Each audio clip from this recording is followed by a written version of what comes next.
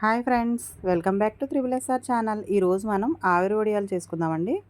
ముందుగా ఒక గ్లాస్ బియ్యానికి ఒక హాఫ్ గ్లాస్ సగ్గుబియ్యం వేసుకుని అవి నైట్ అంతా నానబెట్టుకోవాలండి. 4-5 సార్లు క్లీన్ చేసుకుని మళ్ళీ పొద్దున్నే 2-3 సార్లు క్లీన్ చేసుకున్న తర్వాత ఆ వాటర్ అంతా తీసేసి మిక్సీ జార్లోకి వేసుకోవాలండి.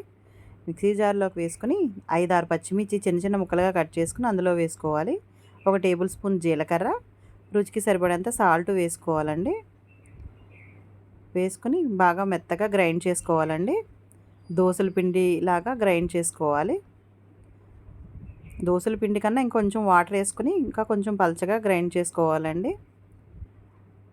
తర్వాత అది పక్కన పెట్టుకుని స్టవ్ మీద ఒక గిన్నె పెట్టి దానిలో 1/4 వంతు వాటర్ వేసుకుని ఆ వాటర్ బాగా మరగనివ్వాలండి. మరిగిన తర్వాత ఆ పెట్టిన గిన్నెకి సరిపడా ప్లేట్ తీసుకోవాలండి. 2 ప్లేట్లు తీసుకుని ఆ ప్లేట్ తడి చేసుకుని ముందుగా మిక్సీ పట్టుకున్న పిండిని అందులో వేసుకోవాలండి. వేసుకుని ఆ గిన్నె మీద పెట్టి ఆ ఆవిరి బయటికి పోకుండా దానికి సరిపడా ప్లేట్ కూడా పెట్టుకోవాలండి.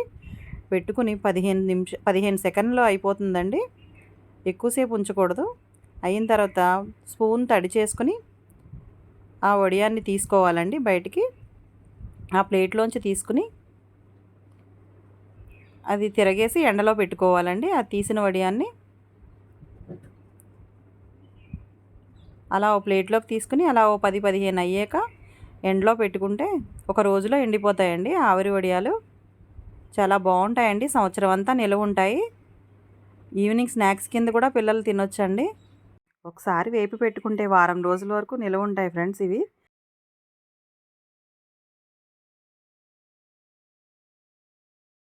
ఒకసారి తింటే పిల్లలు అసలు వదిలిపెట్టరండి. చాలా బాగుంటాయి ఆవిరి వడియాలు, ట్రై చేసి చూడండి. Thanks for watching. Please like, share, subscribe triple SR channel.